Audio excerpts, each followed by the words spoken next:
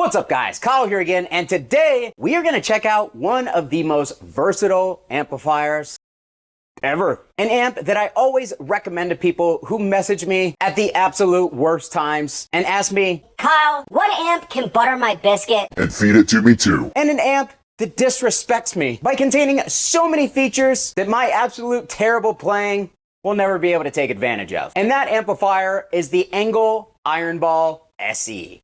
Let's do it!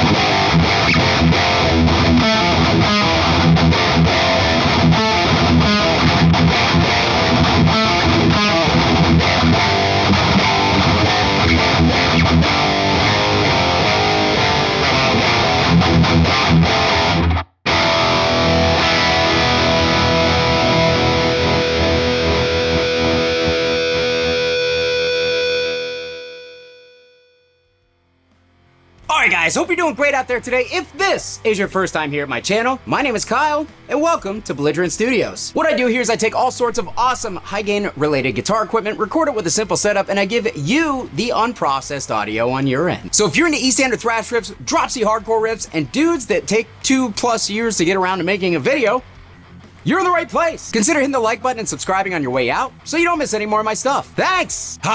Do you guys hear that? No?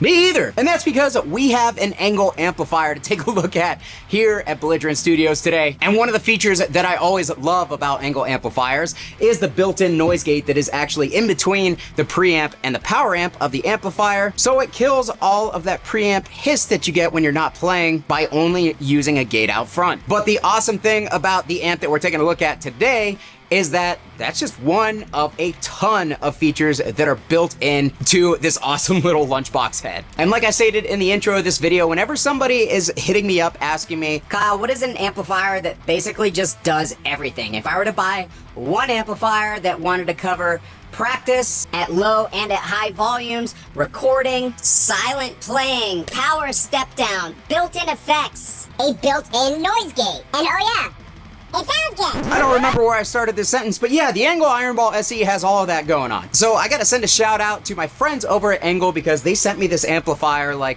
2 years ago, not long after it came out, and I'm finally getting around to making a video for it, so sorry to Engel, but also thank you guys for your patience. And I also have to send a shout out to Sweetwater because they are sponsoring this video. So if you find that this thing butters your biscuit and is an amplifier that you either want to add to your collection or is an amplifier that you want to make your only amplifier to cover pretty much anything that you could want to do, then you know what I'm gonna say. Get it from Sweetwater because they are the best in the business at what they do. You always get awesome customer service from them. They have the worry-free return policy if anything does end up being wrong with the amplifier or if you just decide it's not for you. And on top of that, they send you candy. So if you want to experience all of this for yourself, hit that affiliate link down below in the description and in the comments of this video to pick up this Engel amplifier or any other Engel amplifier that is currently in the modern Engel production lineup. But with all that being said, this is a sponsored video, guys. Full transparency, I am being paid to make this video for you guys. Engel sent me this amplifier to keep as well, and I just think that you guys should know all that before you listen to me ramble and play terrible riffs through it for the next 20 minutes. So feel free to take everything that I have to say with a massive grain of salt. More than fair to do so. Just know I'm gonna give you my honest thoughts and opinions as I always do, so keep that in mind. So yeah, that intro clip, guys, I was going directly into the Engel Ironball SE, no boost, no noise gate out front. It's dead quiet. It had tons of gain. It was tight. It was punchy. It was loud, and all of that is contained in this little box of an amplifier. Like I said, features out the wazoo. You've got your normal EQ gain controls out front, but over here we have this control panel with a bunch of switches, and this has all of the built-in goodies, or at least most of the built-in goodies on this amplifier, and these are what make this the special edition versus the regular edition of the Ironball, which does not have all of this stuff built in. So we've got a master volume boost. We've got a lead gain boost. We've got a store functionality for setting up your MIDI controller because this thing has MIDI functionality. We've got delay. We've got reverb, we've got our channel switch, and we have the switchable noise gate. All that stuff is on these switches on the front of this amplifier. That was a terribly worded sentence. So yeah, those are the special edition controls, but on the back of the amplifier, there's even more good stuff going on. First off, we have Engle's power soak functionality, where we can switch between 20 watts, 5 watts, 1 watt, or completely silent operation if you want to play silently, or if you want to use this to record, because there is not only a headphone output, but it also has a balanced impulse response loaded output, so you can send this directly into the front of your interface. You don't have to load up any external IRs in your interface. So literally everything that you need in order to record is contained within this amplifier itself. But you can also plug this thing in via USB in order to change out the impulse responses, as this thing has a dial that allows you to select between 7 different impulse responses. It comes with 7 different impulse responses built in, but you can go in there and you can start flopping them around. You know, we love to flop it here. And the cool thing is you can actually change the impulse response output to either come after the preamp or after the preamp and the power amp. So if you only want the preamp sound out of this for your recordings, you press that button, you get it. We're flopping. We've also got our controls for our stupid idiot loser effects like delay and reverb, as well as the dial for the noise gate that is on the back here, so you can fine tune your noise gate. We've got an effects loop. There is a 1/4-inch jack on the back of this in order to use a more simplified foot switch with the amplifier, but there also is the MIDI plug, so you can do all your MIDI wizardry that all you kids out there do, you little whippersnappers. But yeah, I think that pretty much covers it as far as the features for this amplifier. Like I said, tons of stuff built into this thing. It really is an awesome feature-packed little box. And all that is left for us to explore on this, because I'm not gonna do reverb and delay and clean, because I'm a man, for God's sakes. So we just have to check out the tones. Now, that intro tone that we heard, again, going straight into the amplifier, I was using my Balaguer Typhon with the Seymour Duncan distortion in the bridge. We are going through an Engel 212 vertical Pro Cab loaded with a Vintage 30 SM57 on that Vintage 30. There will be no post-processing in any of the... Oh God, I just scared the shit out of myself. No post-processing on any of the tones. I seriously just had a heart attack. But towards the end of the video, we will also test the IR output in order to see how it sounds going directly into the interface with the built-in impulse responses. So to revisit that intro tone,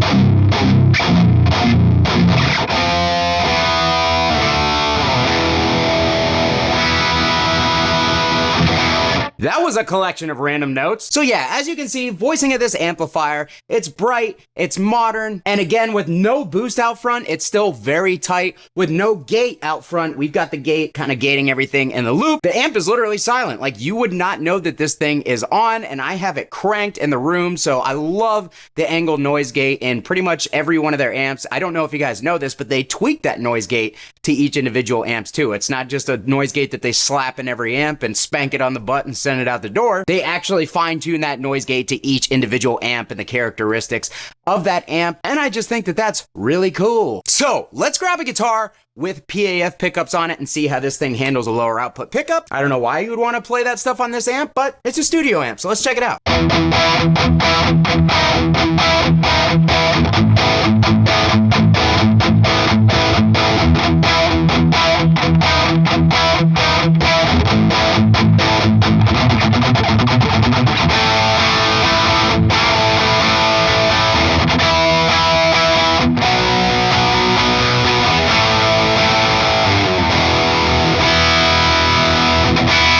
So It can do low gain tones. It has a very modern voicing. Kind of no way of really getting around that, especially in a classic rock tone where you're gonna want a good amount of mids. The mids on this are just very modern. So can you pull it off and will it sound good? Sure. But will it sound like your average, cranked plexi or plexi wannabe type tone?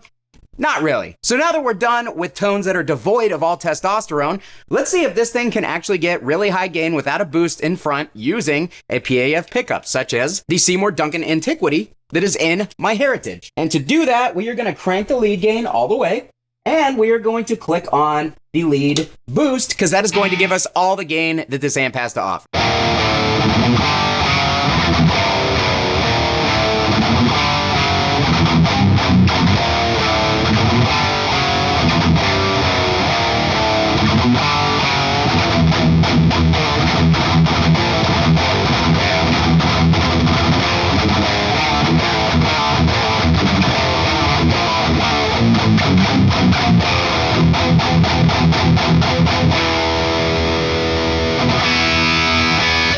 Alright, so even with a guitar with an extremely low output pickup, this amp has plenty of gain on tap. So for any studio situation, no matter what guitar you have, if you're going for a high gain sound, this baby's gonna rip your tits. But with that said, let's check out a couple active pickups on it and see how it responds to those, because sometimes, in my personal opinion, certain angle amplifiers are almost too compressed and too gainy to work with some active pickups. So let's see if that's the case here.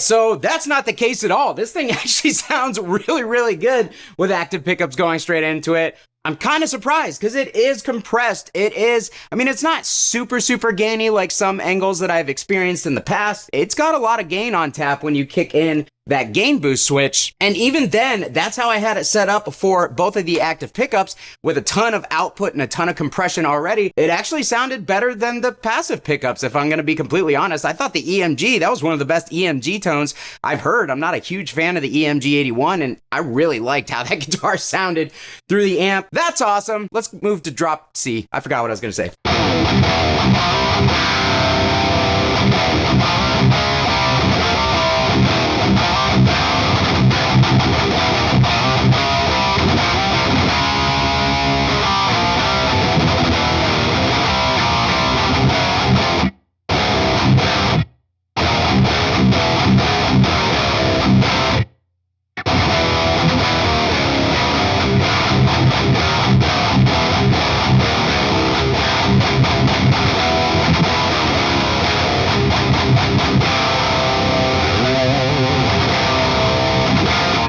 So as I feel with most angle amplifiers, they really excel in lower tunings because of the voicing and because of the compression and gain structure. And that is no exception here, man. This thing actually sounds, in my opinion, way better in drop C than it does for the E standard stuff. This thing sounds absolutely gnarly. We've got a lot of clarity, a ton of upper mid grind, so the notes are really kind of cutting through with my Gibson Les loaded with the Balaguer Fission.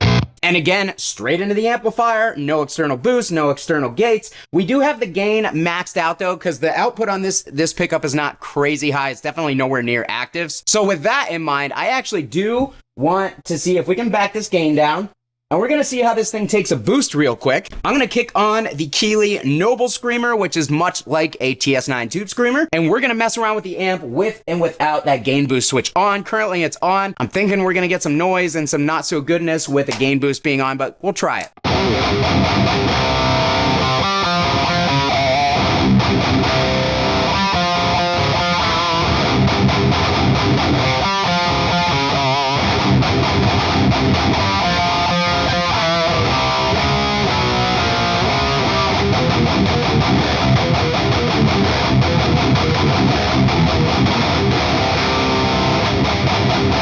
Alright guys, so boosting it with an external boost with the gain switch in, it works for sure, but as you can tell, there's a lot of compression going on. I had to completely re-cue the amplifier in order to get it to kind of thicken up and not be overly bright, especially on the single notes. So it does work for sure, and it doesn't sound bad, but let's see how it sounds once we kick that gain boost switch off and re-EQ it to see if we can get kind of a more natural tone with the boost out front.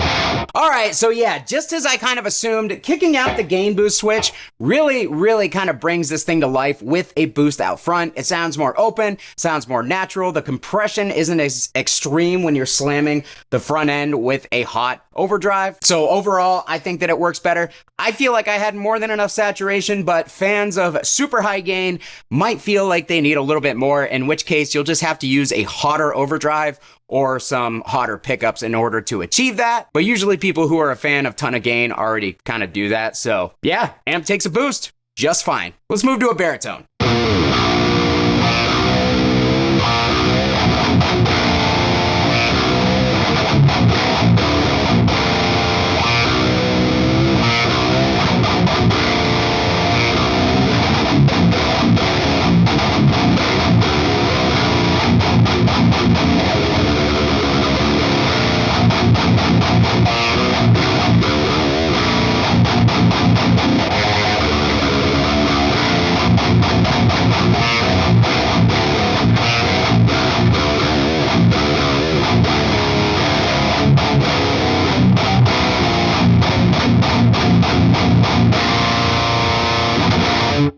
Alright guys, so using my LTD Viper 201B here with the Corrigan pickups, Puck Bucker, replace the P with an F. This thing sounds awesome, frankly, going straight in. One thing about this amplifier that I haven't really touched on yet, the EQ controls, especially the mid and the treble, are very powerful. So this pickup on the single note has a lot of kind of like bark to it. So I was having trouble balancing out the mids to not be over the top on the single notes, but too dull on the chords. And honestly, I was having to tweak the nip, the mid control, just a tiny little bit at a time because it was so powerful that finding the sweet spot was kind of hard. So I'm gonna show you the EQ controls real quick on this before we move on to plugging it directly into the interface.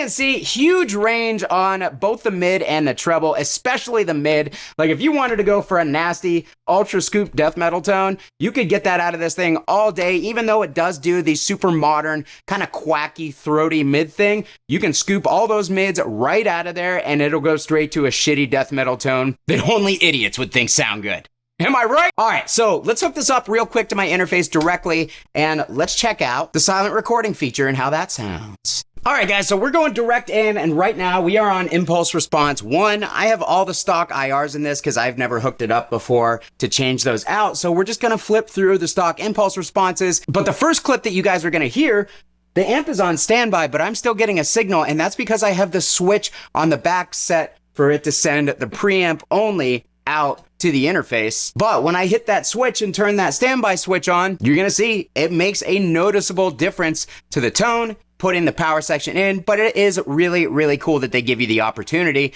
or the ability to record just a preamp. So if you want to record it with a different power amp emulation or something on or in your DAW, you can do that and get totally different tones out of it. So really smart thinking on the part of Angle and really fart stinking on the part of me.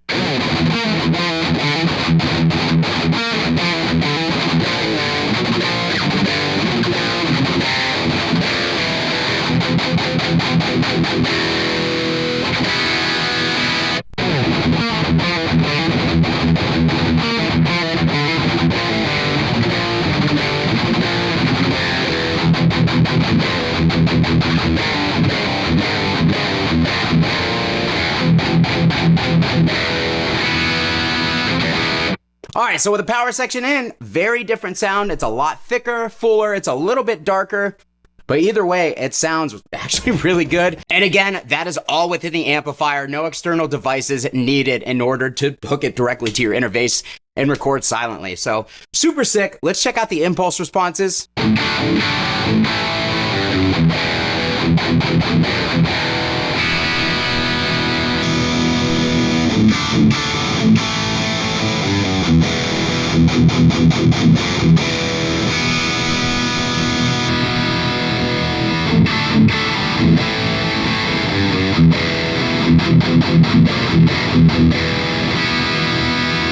All right, so I actually didn't realize the last few spots on this thing are empty. So they give you 4 impulse responses and they give you a few slots that are totally empty for you to load up whatever it is that you want. And another cool thing is you can have your cake and eat it too. I certainly have been lately. And what I mean by that is not only can you record getting one of the impulse responses or send that signal out to the front of house actually, you can do that and at the same time be going through the cab and playing loud. So let's check that out real quick.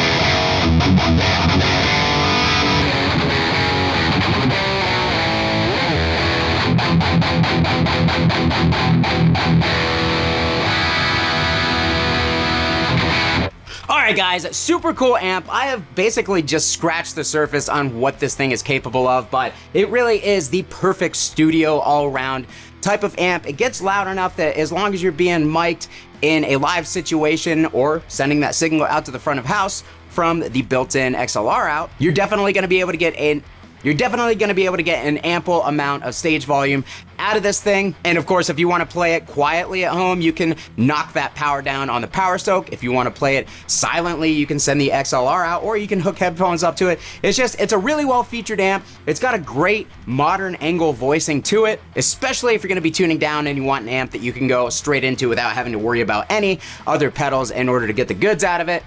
This baby is it. But of course, I wanna know what you guys think about this thing. What did you think about the tones I was able to get out of it? What do you guys think about the built-in features of this thing? Is it as loaded as I personally think it is, or are there other features that you would like to see in an amplifier like this? Whatever it is, let me know down below in the comments. I'll be sure to meet you guys down there to talk about it. Another huge shout to Angle for sending this out. I love working with Angle. They've been great to me, and I can't wait to get some more Angle products here on the channel for you guys. And of course, if you guys wanna pick up one of these bad boys or any Angle amplifier, you can get them straight from Sweetwater. And if you do it using my affiliate link, I get something, but nothing changes for you. Have you ever had more motivation to buy something? If you liked the video, hit that like button. If you're not subscribed, what the hell's the matter with you? Subscribe already. Thanks so much for watching, guys. Kyle here again. We'll see you next time.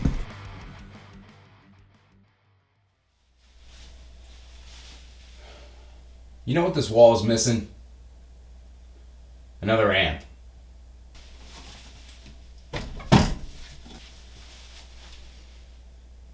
There we go.